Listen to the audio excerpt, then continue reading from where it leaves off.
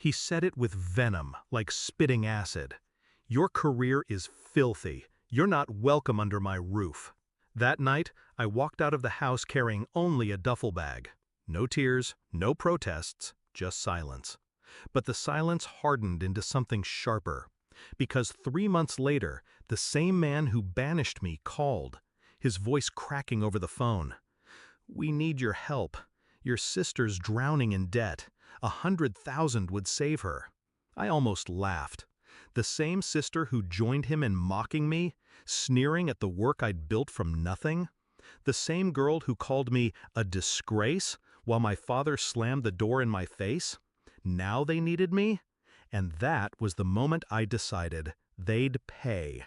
Not in money, but in something far more permanent. I remember being younger, back before contempt poisoned everything. My father used to beam at my report cards, his pride so bright it felt like sunlight. My sister, Anna, clung to me like a shadow, begging me to teach her things, share my secrets. I thought we were a team. But the first cracks showed when I chose my own path. Not medicine like him, not law like he wanted. I built a business, digital, creative, unconventional. The kind of career no one in my family respected until it started making real money. Even then, it wasn't pride I saw in his eyes, it was disgust, as though success only counted if it fit his mold. Anna followed his lead, her loyalty bought by approval. She called me dirty money. She said I'd embarrass the family name. And then, the day he kicked me out, she cheered. That was the night I buried my old self. The betrayal taught me to watch patterns. Words didn't matter, actions did. When they asked me for help, I didn't say no immediately. No, I let them believe I'd consider. I listened to their sob stories, nodding quietly. I asked questions. How much debt? Which creditors? What deadlines?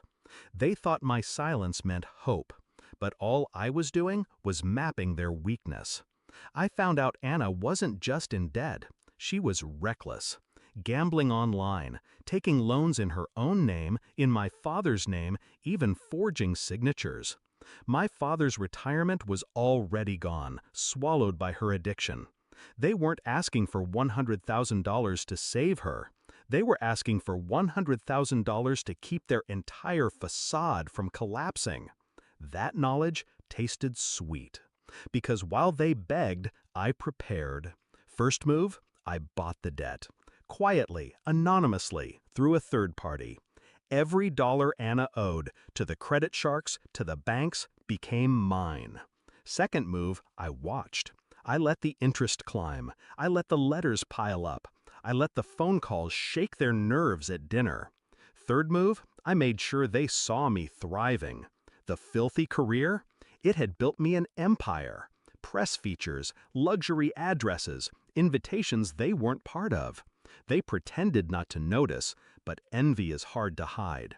And then came the meeting. They called a family sit-down, a desperate performance masked as unity. My father tried to sound firm, though his voice quivered. "You owe it to your blood to help us. We raised you. We sacrificed for you." I smiled. "Did you?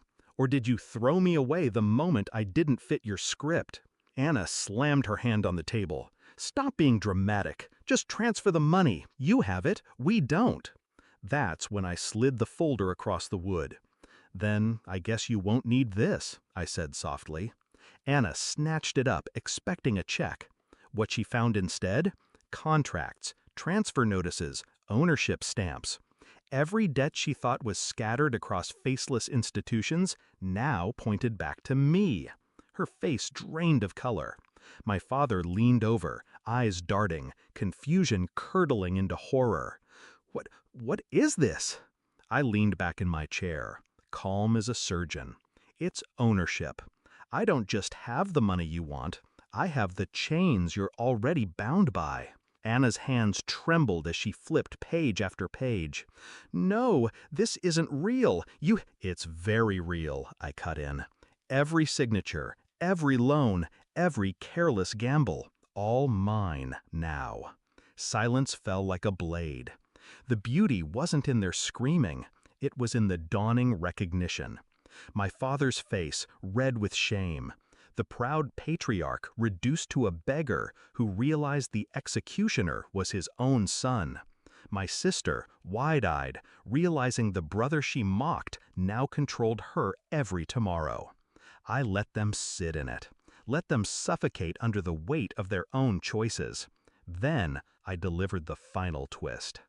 I'm not going to collect tomorrow, or next week. No, I want you both to wake up every day knowing your survival depends on the person you tried to erase. That's the price. Anna broke first, screaming, cursing, begging. My father stayed silent, his jaw tight, eyes wet. It was better than repayment. Now, when they call, I let it ring.